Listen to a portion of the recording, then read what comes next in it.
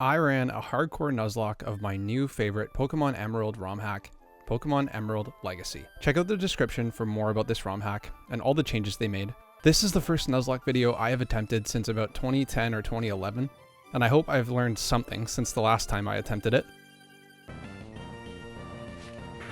And I'm actually using my brother's mic.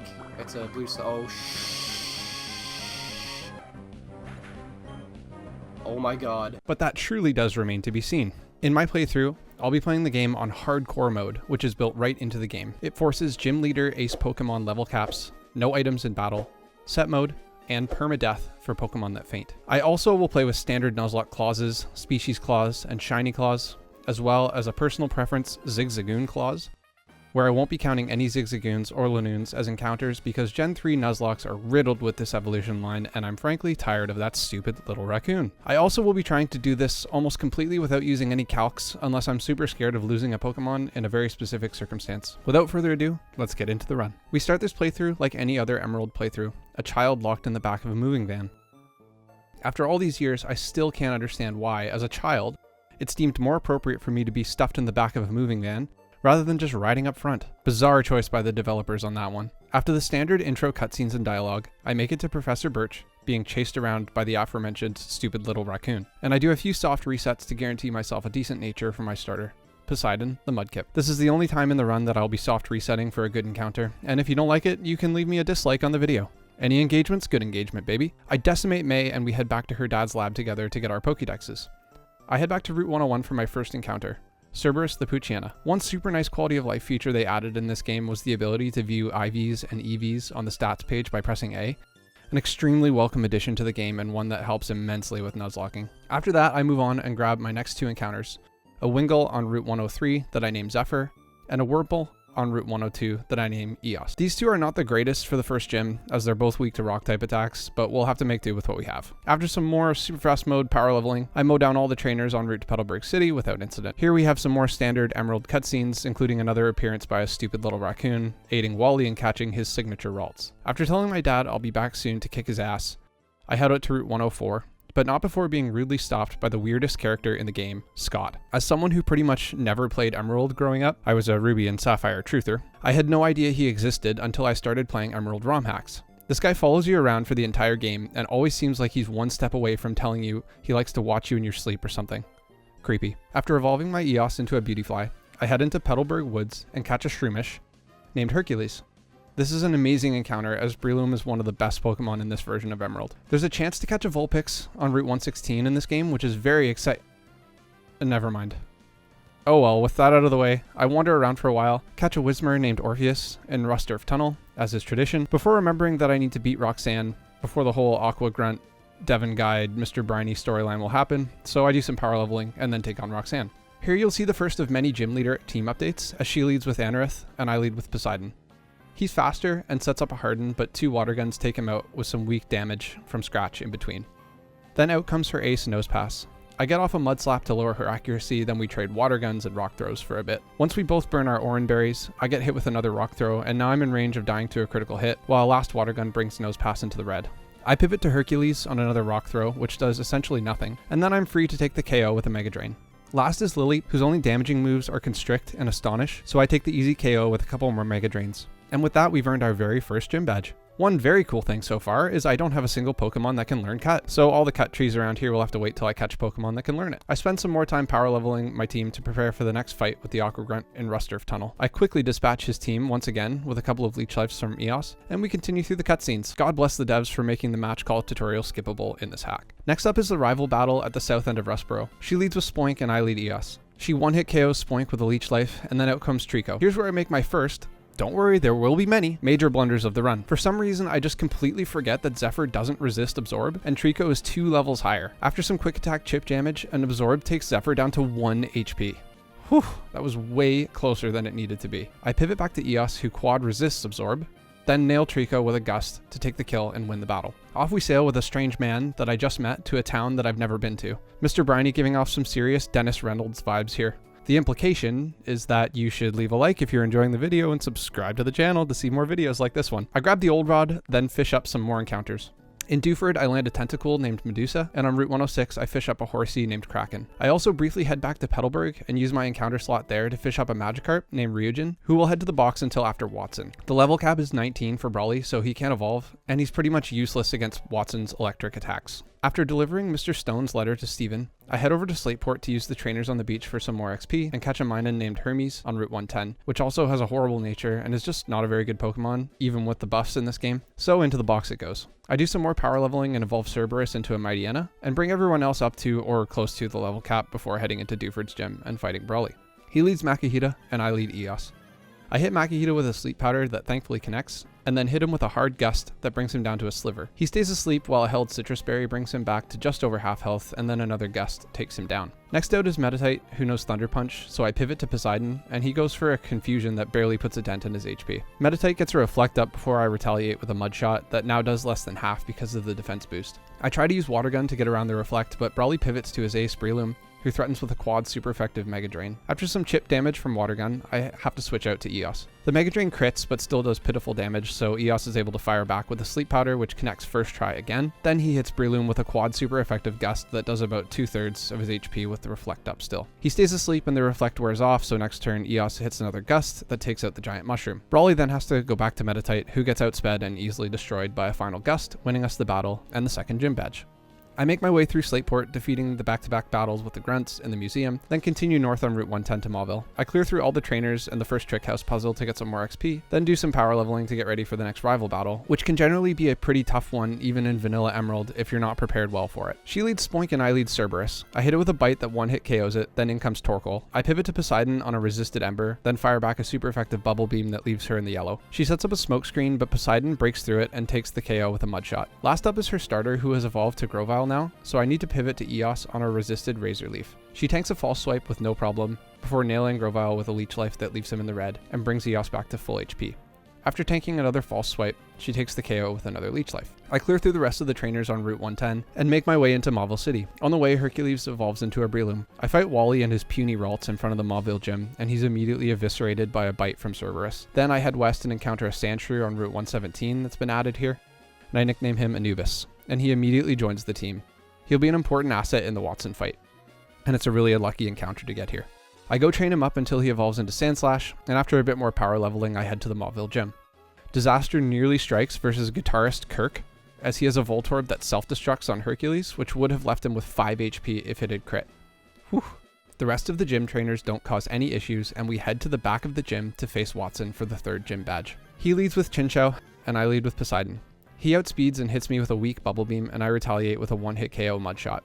Next is Plusle, who threatens Poseidon with a Magical Leaf, so I switch out to Cerberus, who tanks the hit no problem. Plusle then gets a critical hit with Spark, and Cerberus says, "I can do that," and crits with Bite to take the KO. In comes Magneton next, and I'm in range to get KO'd here, so I swap to Poseidon on a Thunder Shock. Then he shrugs off the 20 HP from Sonic Boom, and fires back with a one-hit KO Mud Shot to bring Watson down to his ace Manectric. With Poseidon near half HP and Manectric threatening with Bite or Quick Attack here, I decide to swap to Anubis, who gets his first game action. He goes for a Howl, which is a little scary, then goes for a second Howl as Anubis uses Dig. He uses a third Howl while Anubis is underground, and then he pops up and one-shots it for the KO and the victory. That's what you get for being greedy with setup moves, Watson. Just like that, we've obtained our 3rd gym badge and can head north. First, I decide to shake up the team a bit, leaving behind both Medusa and Eos in favor of Ryujin, finally joining the team. We'll run with a squad of 5 for a bit. We clear through all the trainers on Route 111 without incident. I catch a Meditite named Shaolin, and then head through Fiery Path and encounter a Torkoal, who proceeds to put Poseidon to sleep, poisons Ryujin, poisons Anubis, then starts setting up curses, puts Cerberus to sleep, breaks out of a bunch of Great Balls, and then finally succumbs and lets me capture him with a Premier Ball of all things. I name him Vulcan and send him straight to the box for eternity so he can think about the pain and suffering he put me through. After that debacle, we continue to head north and then west towards Full Arbor Town. On the way, I catch a Slugma named Hestia. In this game, Slugma's ability Magma Armor makes it resist water, even though it says it's super effective. It evolves at level 27 instead of 38, and its stats have been buffed considerably. Its 330 base stat and Meg Cargo is 480 now, which is nearly a 100 stat point buff for both of them.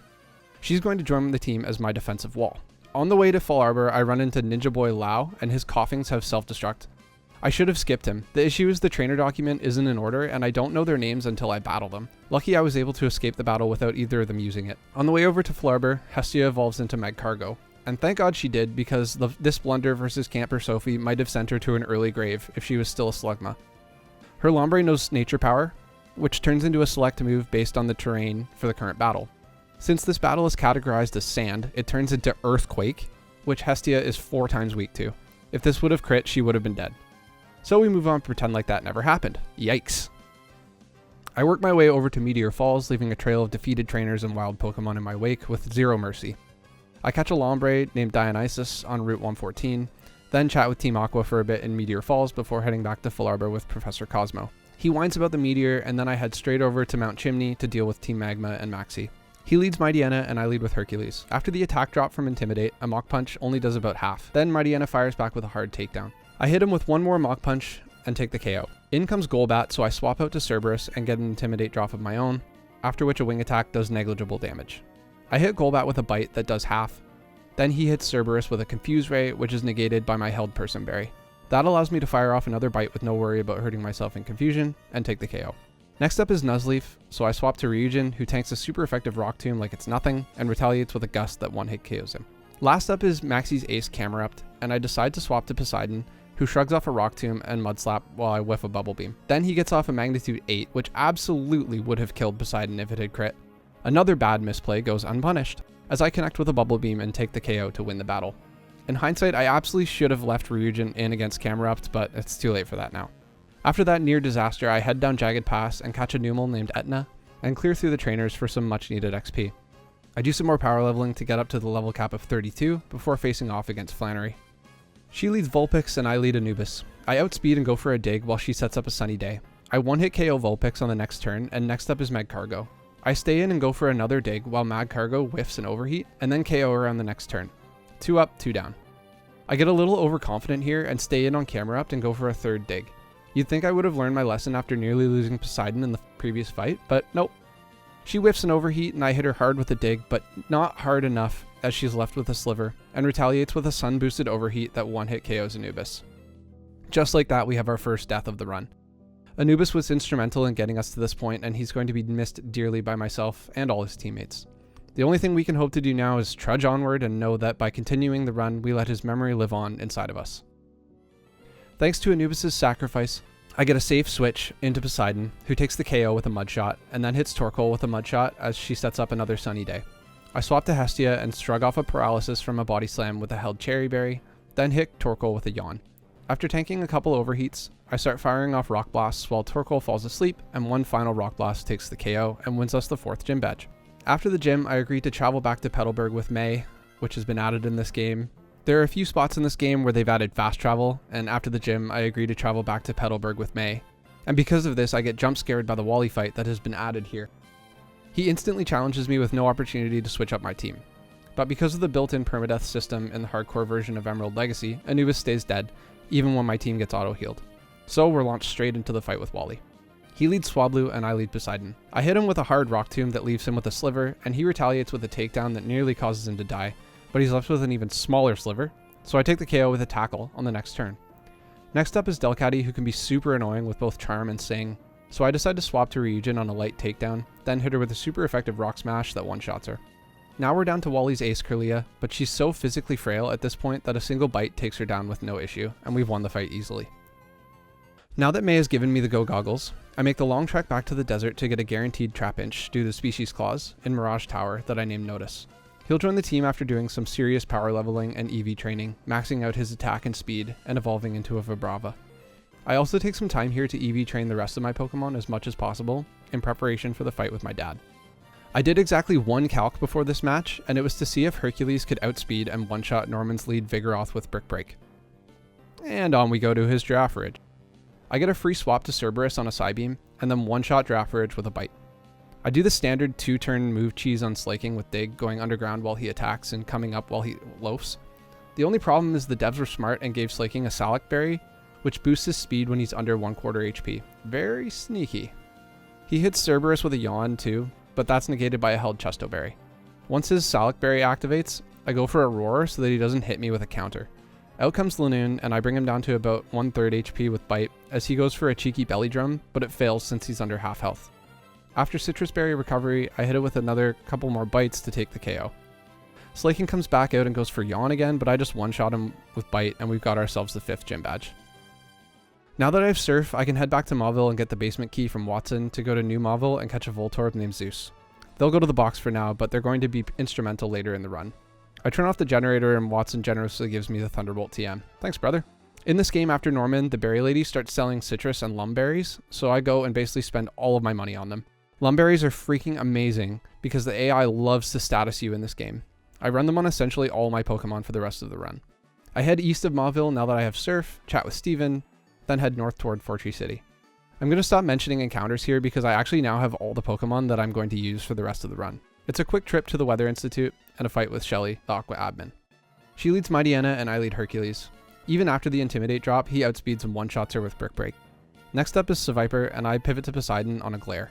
My Lumberry cures the paralysis, but after a Mudshot leaves her with a Sliver, she hits another Glare, and I switch to Cerberus to get an Intimidate off. A resisted Crunch does nothing, and Cerberus finishes off Seviper with a Dig. Last up is Gorbis, who goes down to 2 crunches, and we've won the battle. Just east of the Weather Institute, we run into May again for another battle. She leads Grumpig, and I lead Cerberus. A critical hit Bite takes her down, and I swap to Poseidon as Kecleon comes out and uses Thunderbolt. I use Mudshot to drop its speed and change it to Ground type, then nail it with a now super effective Surf for the KO. Next out is Grovyle, and I switch to Hestia on a Razor Leaf. It doesn't do much damage, and I can fire back with a Flamethrower as she goes for Growth. Another Growth boosted Razor Leaf does a bit more damage, but a second Flamethrower takes him down. Last up is Torkoal, and I swap to Ryujin as she goes for a Curse. A Waterfall just barely misses the KO as she sets up a Sunny Day for some reason, so I just hit her with another Waterfall for the KO and win the battle. I do some power leveling before Winona, and Poseidon evolves into Swampert, and now we're ready to take her on.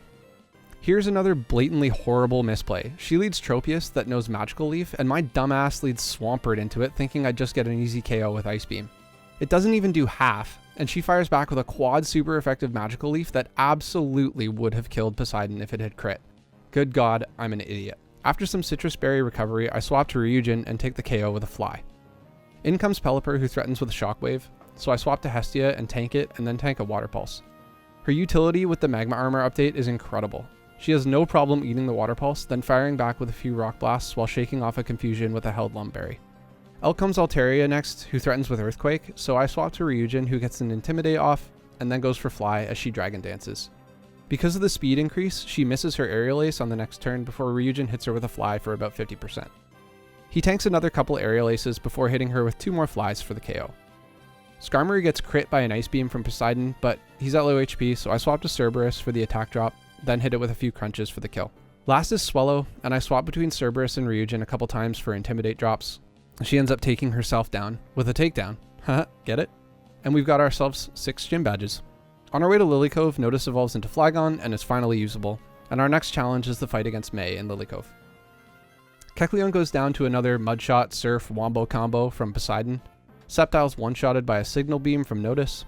Heracross is destroyed by a Fly from Ryujin. Grumpig is one-shotted by a Crunch from Cerberus. And to add insult to injury, Poseidon gets a critical hit one-shot Surf on Torkoal. May isn't so good at this Pokemon battling thing. Off we go to Mount Pyre, and in Mount Pyre I would have died to a Destiny Bond Shadow Tag Wobbuffet, but luckily I was leveling Breloom, who knows Leech Seed, so I could just spam that until it died from the Leech Seed damage. Extremely close call and very lucky to come out of that unscathed. This Wobbuffet is an absolute piece of garbage, and not being prepared for this completely optional fight was insanely dumb. Another mistake that I will not be making again. Next up is the double battle on top of Mount Pyre with Archie and Matt. They lead Electrode and Wailord, and I lead Breloom and Poseidon. My strategy here is to Leech Seed Archie's Wailord and then focus on taking out all of Matt's Pokemon to create a 2v1. Poseidon somehow outspeeds the Electrode and one-shots it, while Wailord goes for a soft Surf. The Surf damage on Breloom is actually completely negated by the Leech Seed recovery. Crawdonk gets one-shotted by Brick Break, and then Hunto goes down to a Mudshot and Giga Drain combo. Now it's just Archie's Pokemon left, and we have no problem cleaning them up with Hestia and Ryujin, including an absolutely disrespectful Rock Slide one-shot on Sharpedo by Hestia. Sharpedo definitely took that one personally because he'll come back to get his revenge on Hestia in a later battle.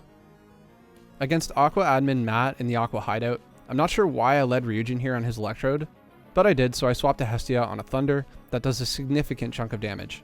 I then swapped to Poseidon like I should have done the first time, and hit it with a Mudshot for the clean one-shot. Then I stay in on Crawdaunt and he hits a Crab Hammer that would have come very close to one-shotting Poseidon with a crit. Then I swap to Ryujin, like I should have before, and take the KO with a fly. Next is Machamp, who gets one-shotted by another fly. Here's where the trouble starts. In comes Huntail, and he goes for a curse as I go for a fly. After another curse, I decide to swap to Hestia for some reason, and he sets up a third curse. He goes for a fourth curse as I go for Yawn, then hits me with a hard crunch that would have killed if it crit. All I had to do here was swap to Hercules and go for Giga Drains. Stupid, dumb, stupid. He falls asleep and I switch to Hercules to use the aforementioned Giga Drain and win us the fight. I head east over to Moss Deep City and run into another optional trainer in the Moss Deep gym with another Destiny Bond Wobbuffet that would have killed Notice, but thankfully he still knows Dig and not Earthquake, so I could burn the Destiny Bond turn by going underground. Another close call. Now it's time for Tate and Liza, and this is where the run takes a turn for disaster. First off, for some reason I completely forgot in my prep that this is a double battle, so I'm already flustered by that. I think I was rushing to do this fight for some reason and went in too hastily. Either way, here we go. I lead with Cerberus and Notice, and they lead with Xatu and Claydol. Cerberus one-shots Xatu with the crunch, and Notice brings Claydol down to the yellow with a signal beam. Medicham comes in, and for some reason I just completely gloss over the fact that he has Ice Punch, and I end up swapping out Cerberus for Poseidon as Notice takes out Claydol with a crunch. Medicham hits Poseidon for huge damage with a high jump kick as Chimecho replaces Claydol.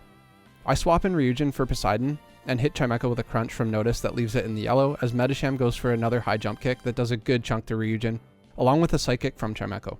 Another crunch from Notice takes out Chimecho, but while Ryujin is in the air waiting to attack with Fly, Medicham hits Notice with a quad super effective Ice Punch that of course crits, and he goes down in one shot. This one stings a lot. Flygon got buffed in this game, and he's one of my favorite Pokemon, so it's soul crushing to lose him at this late stage of the game. And if that wasn't bad enough, the immediate grief from losing Notice clouds my vision, and I leave Ryujin in against their aces Lunatone and Solrock, and a critical hit Psychic from Lunatone takes out my Ryujin just a few turns after losing Notice. This is an unmitigated disaster at this point. Lunatone and Solrock are both taken care of by crunches from Cerberus, and we win the battle, but the cost to our team is unfathomable. We just lost two of our strongest attackers, and replacing them is going to be no easy feat.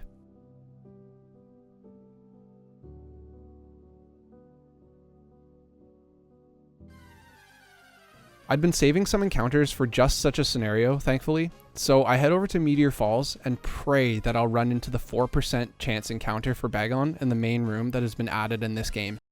And I somehow get it. Getting a 4% encounter here feels like a completely new lease on life, and I'm reinvigorated to push forward even after all hope had seemed lost. We name our new teammate Draken, and after some diligent leveling and EV training, we have one of the most fearsome pseudo-legendaries in the entire series at our disposal, Salamence. We still need a 6th teammate though, and that's where our new Mauville encounter from earlier comes in. Welcome to the team, Zeus. His insane speed and special attack will be critical at this stage of the game, especially considering the final gym leader is Wallace in this hack.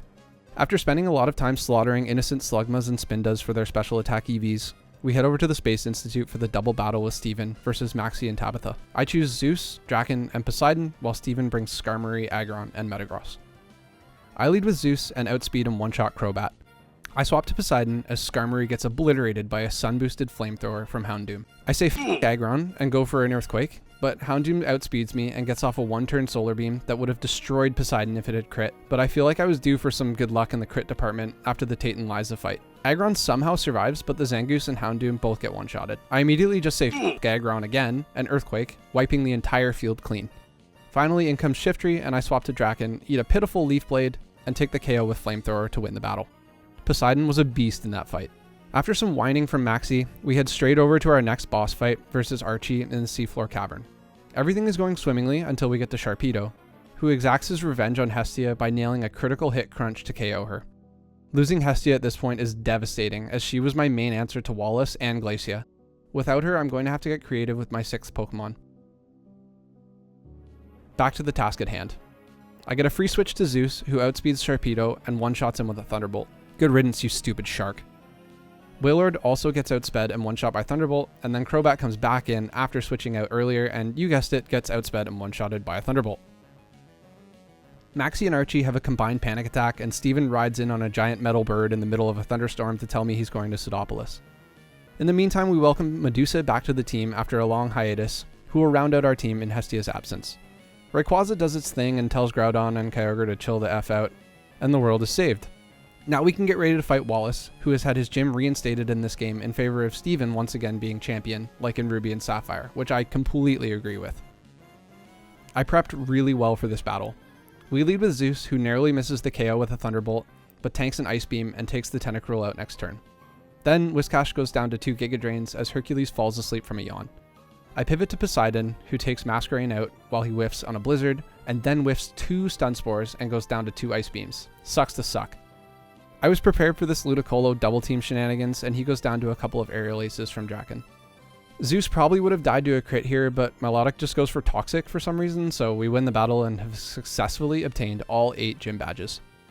A really nice touch the dev team did here is clear up the Rivals storyline, as she decides battling isn't for her, and that she's going to become a professor like her dad. It makes a ton of sense, and it's nice to see her arc neatly tied up here. After that, there's only one thing left to do. Head to Victory Road and the Pokemon League. Before we get there, we have to face off with Wally one more time though, so here we go. Delcatty gets one-shotted by Brick Break, Altaria is one-shotted by Ice Beam, Roselia is one-shotted by Fly, Azumarill gets one-shotted by a critical hit Earthquake, Magneton gets one-shotted by a Brick Break, and then out comes Gardevoir. I have no idea why I swapped to Zeus here. He would have gotten easily killed by a critical hit Psychic, but I get lucky and he doesn't, before bringing in Cerberus and taking him out like I should have the first time. The rest of Victory Road is uneventful, and now it's time to truly test this team. Here they are, leveled up to the level cap of 58 to match Steven's Metagross. We have some old faces and some new ones here, but I'm really hoping the team chemistry along with the memory of our fallen teammates can propel us to becoming the league champion. The Pokemon League is significantly more difficult in this game, as the teams are much more optimized and prepared for their usual weaknesses. I'm especially worried about Glacia, as we really don't have a great answer for her hail shenanigans. Either way, it's now or never. Let's do this. Sydney's up first, and his lead Mightyena gets one-shotted by Brick Break from Hercules, even with the attack drop. Murkrow likewise gets one-shotted by a Thunderbolt from Zeus, then we go to Draken for the one-shot with Aerial Ace. Absol's next, and gets one-shotted by Earthquake after chunking Poseidon with Crunch. Last up is Groudon, and this thing is scary. He has Swords Dance and a Scope Lens, and threatens with huge hits from Crabhammer, Crunch, and Sludge Bomb, while we can't drop his attack with Intimidate because of Hyper Cutter. I swap to Draken on a Swords Dance, and then hit him with an Earthquake that brings him into the yellow. A crit here will definitely kill Draken, but I have to risk it, and he lives. Now he's free to fire off another Earthquake and win the battle. Next up is Phoebe, and a few Thunderbolts from Zeus take out her lead Sableye without much issue. In comes Dusclops, who threatens with Earthquake, so I swap to Poseidon and tank it like it's nothing, and fire back with an Earthquake of my own that doesn't even do half. After tanking a Shadow Ball, I go for Toxic, and it's a classic Protect Toxic stall for a few turns until she goes down. In comes Spinette, and I swap to Draken on a hard Shadow Ball. I go for a Dragon Claw, which leaves her with a Sliver, and then another Shadow Ball leaves Draken in the yellow. Spinette goes down to another Dragon Claw, and then I bring in Medusa against Ninetales. She hits a Surf that leaves her with less than 1/4 HP, and then gets off a Confuse Ray. Luckily, she snaps out of it after one turn and takes the KO with another Surf. Last up is Medicham, and with Draken at such low HP, I don't really have a good answer for her here. I decide to switch to Cerberus to get a free switch and Intimidate drop on a Psychic, but now she threatens with a super effective High Jump Kick, or Reversal. I swap to Hercules on a High Jump Kick, and it still does massive damage. I decide to switch to Draken here for some stupid reason, even though she was obviously going to use Psychic. I should have pivoted through Cerberus to get another attack drop and then swap to Draken, but it goes unpunished as the Psychic doesn't crit. I now swap back to Cerberus on another Psychic, get another attack drop, and decide to stay in and go for a return. It does great damage, and after tanking a -3 High Jump Kick, I go for another one, but Medicham uses Endure and is left with a Sliver, activating her Salac Berry. Forgetting that Reversal's power is based on the user's HP being low, I stay in and get outsped and one-shotted. Losing Cerberus here isn't the end of the world, but it stings to lose his utility as an Intimidate user and free switch on Psychic attacks. Thank you for your sacrifice, Cerberus. You were a good boy. With the free switch, I'm now able to send out Zeus, whose insane speed lets me outspeed Medicham and take the KO and win the battle. This is the fight that I've been dreading. With Draken being quad weak to Ice, and Hercules' special Frailty, I can't really afford to use either of them in this fight, so it's essentially a 3 versus 6. I lead Zeus against Glalie and get a Thunderbolt off as she goes for Hail. A second Thunderbolt takes her out, and in comes Piloswine, who threatens with Earthquake.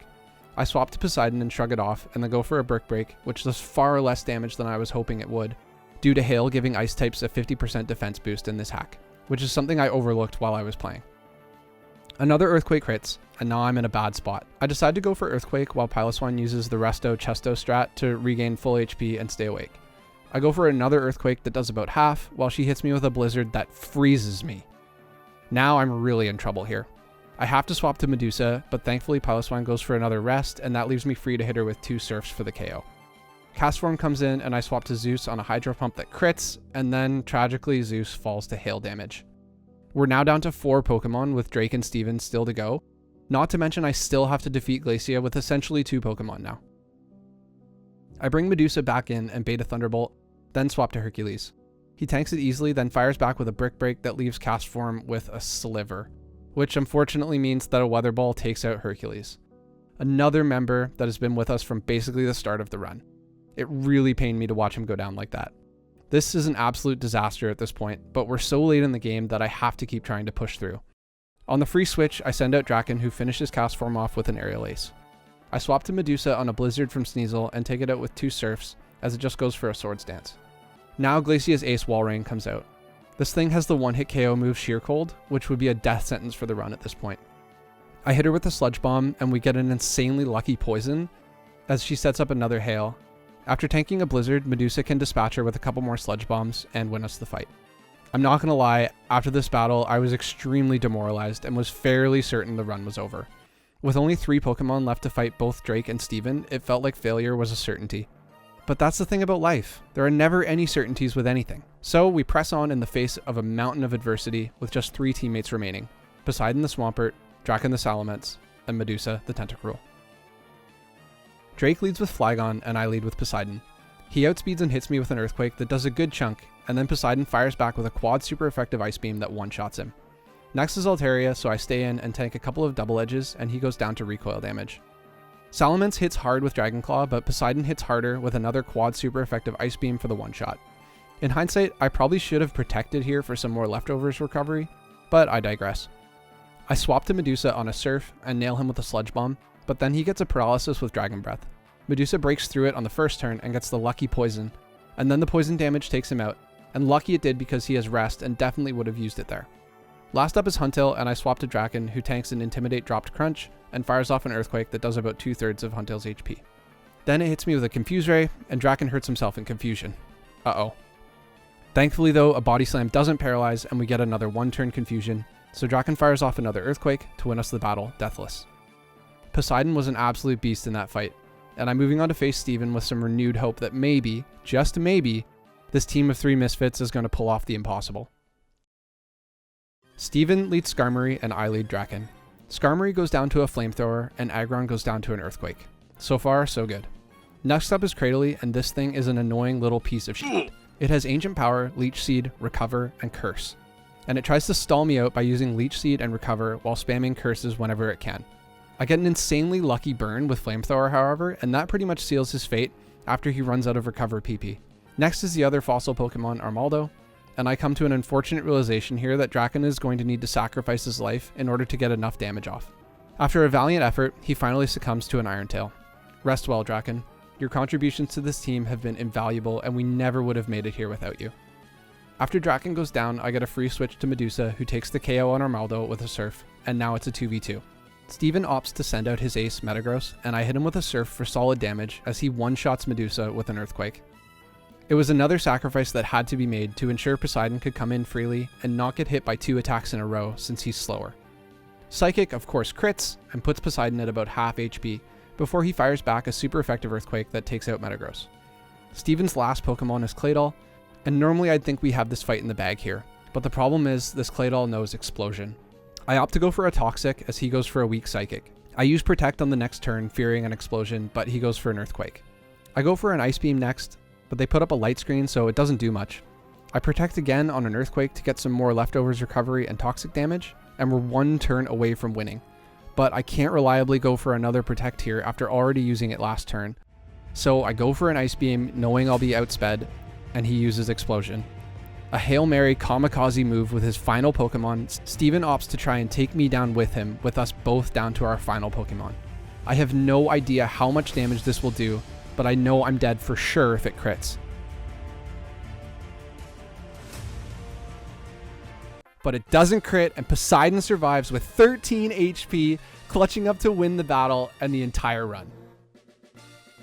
I just have to say here, the Legacy team did such a fantastic job on this game.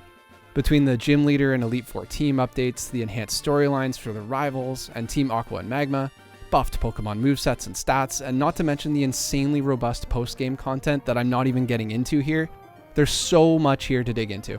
What an outstanding job on what is easily the most fun I've had playing a ROM hack since my first run through Radical Red. This run was not perfect by any means, and I made a ton of blunders along the way because I was rushing or not paying attention. It has also just been so long since I attempted any kind of Nuzlocke challenge in Pokemon, there was a lot of learning involved along the way here. But the final payoff to win like we did was unlike any experience I've had in gaming for a very long time. I hope you all enjoyed the journey as much as I enjoyed playing through it and now writing and editing this script. If you made it all the way here, I'd really appreciate a like and a subscription, and hopefully you stick around for other playthroughs and challenges. I'll likely do more runs through this game, and maybe through the other Legacy games, Yellow and Crystal as well. Let me know in the comments what you'd like to see. Thanks again everyone for watching, and remember, Nuzlocks are not about winning. They're about forming deep emotional bonds and then losing them. See you in the next video.